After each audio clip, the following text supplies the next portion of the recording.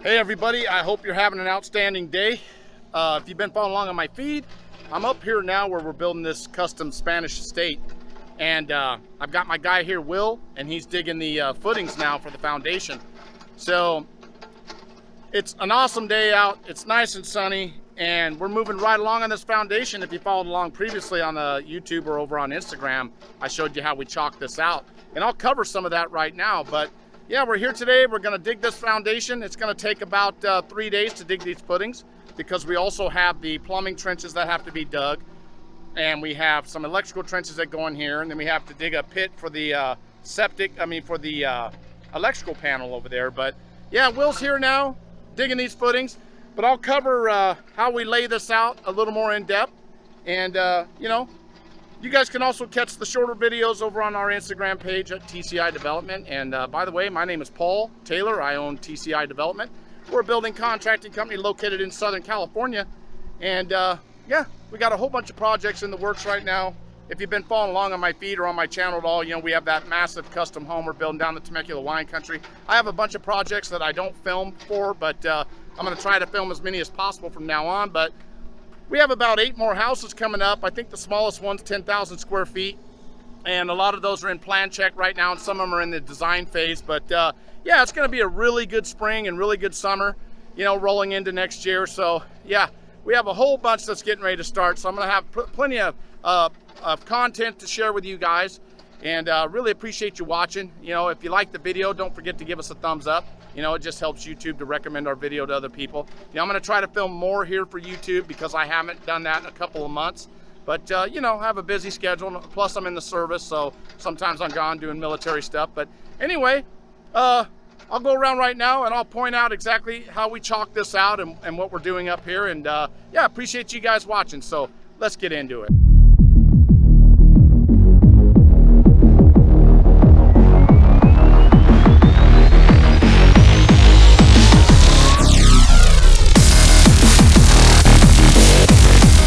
Okay, so I'll show you right here the first thing we do. You know, we have pins we put in the ground because we have to make, you can see there's an embankment over here. So this house is quite large, right? And we need reference lines to pull all of these wall footings off of. So what we do is we lay out strings in squares and rectangles, and then we pull strings really tight, and then we put chalk on the ground outside that string. Okay, so you'll see the string is right here, but you'll notice that the chalk is a couple inches away. And the reason we do that is because where the string is where the concrete's gonna be. But we have a form board we have to put up. So our form boards are 1.5 inches wide, right? So we wanna go about 1 tooth on the tractor. We wanna go about 1 tooth on the bucket outside the string and dig. That way, when we put up our form boards, we're not having to chip dirt away. You know, we want our form board to fit into that footing and not having to chip any dirt away. So that's why we dig outside the string. But you can see right here, like I said, we paint and we leave these pins in the ground in case something gets messed up or we have to come back and pull strings and double check things. We have our reference points. We have a pin that we hammer in the ground. But yeah, I'll go over here and show you what Will's doing. Like I said, Will digs all the foundations. So that's what he's doing right now. And you can see right here, my plumber Matt came out. You can see his blue lines, okay?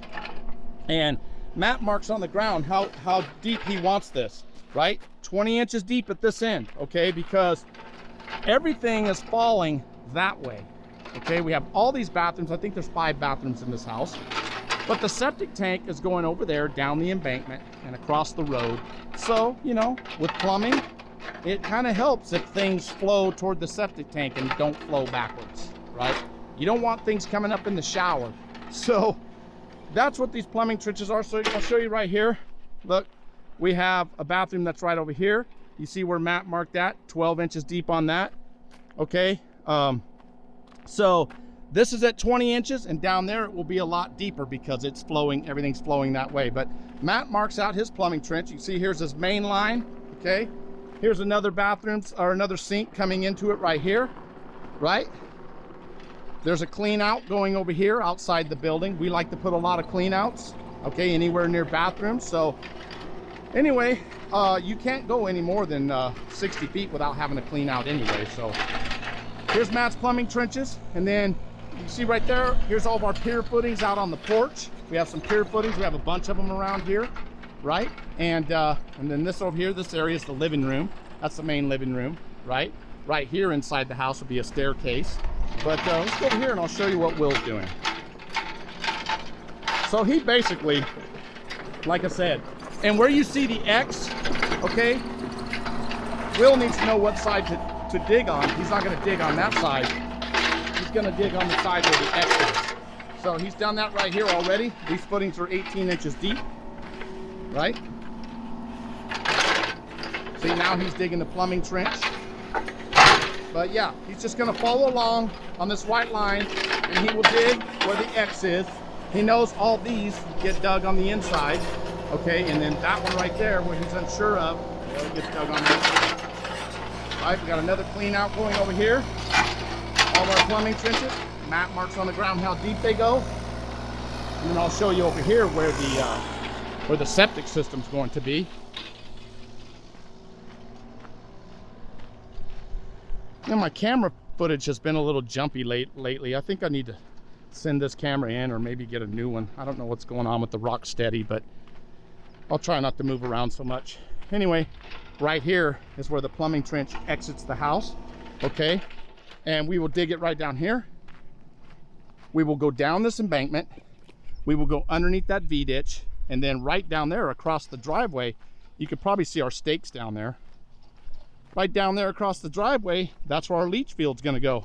I like to get my septic fields in very early on in the game. So you can see those stakes down there, that's where the leach field is going. But look at this day out here today. It is just beautiful out. Man, I love what I do, right?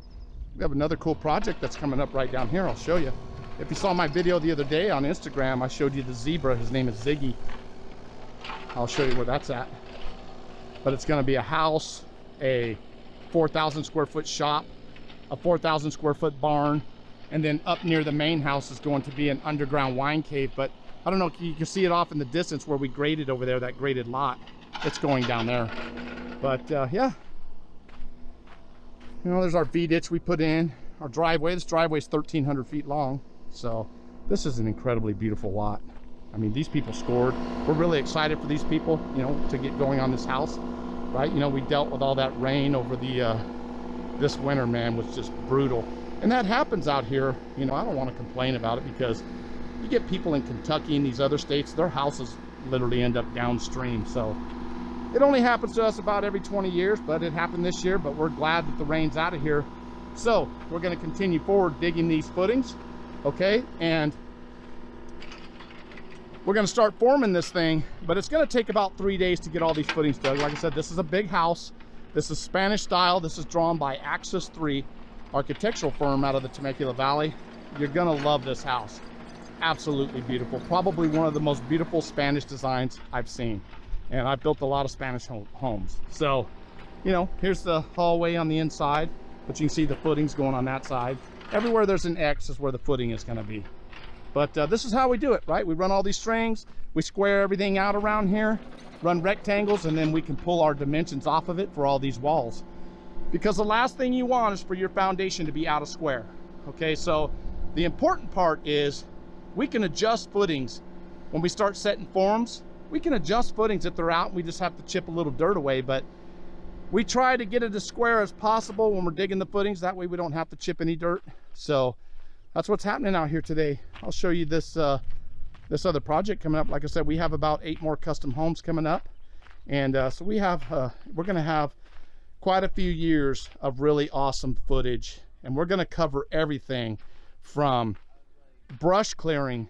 You know, we are a full construction company. I handle everything in the company, everything from permitting and brush clearing and grading and erosion control, right? And all that documentation that has to be sent up to the state of California, which there's a bunch of it. And I'm just trying to show all of you what it takes to get a home built in California. Now, it's even more strict when you get into the commercial stuff, and I do have a big commercial project coming up. I don't film any of my commercial stuff, but I might on this one. But there's just a lot involved. If you guys have followed, like I said, I haven't filmed much over here at YouTube, but if you followed along on my Instagram page, you know, there's just a lot of documentation involved just to get through the grading phase, okay? And then you're waiting for the building permit, which we got. So we're moving right along, and we're gonna probably see where I put that X over there on the bank. I have temporary power pole gonna be set here in a couple days, you know, and yeah, I got my time-lapse camera up there. You can probably see it on that pole. So I'm gonna have time-lapse of this project. You know, I already posted a video time-lapse of this project in the grading phase, but I'm gonna have a time-lapse of the whole entire project, probably all of them from now on. You know, I mean, I'm relatively new with this YouTube thing and Instagram actually, but here's the project coming up that's down the hill there I just showed you. So I don't know if you can see this, it might be too bright, but you know, we got a custom home there. We got a 4,000 square foot shop, a 4,000 square foot barn. There's a lake right here going in, so we graded for a lake. And then up near the house, there's going to be an underground wine cave, right? There's a slope in front of the house, and the house is kind of like a Tuscany style, absolutely beautiful. So yeah, we've got an underground wine cave that's going to go up there and everything. But yeah, anyway, that's what's happening right now. And that's how all this is done out here. Like I said, we just run strings. We basically just chalk out the footprint of the house on the ground. A lot of people have asked me on the Instagram page, I guess in other states, they don't use chalk. And all it is bags of chalk. You can get it at, I think you can even get it through Home Depot. You can get it at White Cap. You can get it at Hub. I don't know if you guys have those, whatever state you're in, but there's a little wheel. You know, this is the way they used to chalk out baseball fields way back in the day. You know, now they paint everything, but there's a wheel you can put the chalk in and you can roll it out and it just spreads the chalk out on the ground. But a lot of people were asking me, if it rains, what happens to my chalk? Well, this stuff turns to like concrete when water hits it. So it takes a lot to make these chalk lines. It could rain here for 3 or 4 days and we will still be able to see the chalk lines, so we can just re-chalk it. But we're not gonna have to worry about it because we'll have this thing completely dug out in the next 3 days, and then we'll start setting forms and I'll cover every bit of that. So yeah, awesome. Anyway, yeah, so rain doesn't affect anything. Like I said, it can continue to rain and it won't hurt anything at all. But anyway, that's what's happening. This is how it goes. This is how we do it out here. You know, I don't know if you saw on one of my Instagram pages, I had my mentor up here. It's my older brother. I started with him in 1978, and I've been doing it ever since because I love what I do. So I'm going to share with you guys all my trade secrets, every bit of it, because I don't care if you know it. Not going to affect me at all. But right over here, I'll show you what I normally do with my electrical panels. And I'm going to show you a cool trick. Even you veteran electricians and you general contractors, I'm going to show you how I do my electrical panels when we get to it. So my electrical panel is going over here on the side of the garage, and I know everybody has their methods of doing things. Okay, I'm just sharing how I do it. I'm not telling anybody how to do anything. So anyway, I have a panel going here, but what I will do, I fill every hole in the panel. Okay, I don't charge the customer for it, but I put every conduit I can possibly put in that electrical panel, and I stub it out, because in the future he might want to tie into it for a guest house or for a shop or whatever, and I don't want anybody drilling holes in the side of my stucco and running electrical conduit out to get power to something else. So I put the conduit in the ground. I'll have probably 8 or 9 of them stubbing out here. Okay, and my main one comes out here and goes up there to that pole. But what I will do is I'll dig a trench across this garage. I'll put 2 conduits down and sweep them out, and I will run them all the way over to here. I'll do this right at the very beginning. I'll go across the driveway here, and I will stub those conduits out and run them over there and then cap them off. The reason for that, the owner already told me they want to put in a swimming pool, which means they're going to have a pool electrical panel. Okay, well, what I will do is I'll just tie onto those conduits and run it to the pool electrical panel. And this way, I don't have to go all the way around the house to the panel over there. I will already have future conduits run in the ground. Okay, that's thinking ahead. That's what I like to do. You can do things your way, but that's the way I like to do it. So that way, when we go to do the swimming pool, I will have conduit in the ground, and we will tie into the panel and then just pull the electrical lines through that conduit right to the panel that will go under the garage floor and up into the main panel. So that's it. That's what's happening up here today. I wish you guys a very good and safe weekend. Happy Friday, by the way. Appreciate you watching. Don't forget to give us a thumbs up. Okay, that's it out here for today. Just a little bit of information on how we do our foundations, how we chalk things out, how we plan for the future always, right? I plan my work and I work my plan, okay, always. So I'm always thinking way ahead, like with that conduit that goes under there, I'm always thinking at least a year out what the needs of my client might be, and then I try to cover that at the beginning. That way tying onto it later is not a problem, right? So I hope you guys have a great day. I appreciate you watching. If you haven't done so already, go over and join our Instagram page at TCI Development. Have an awesome day, and hopefully you can learn something by watching our projects that'll help you with your project.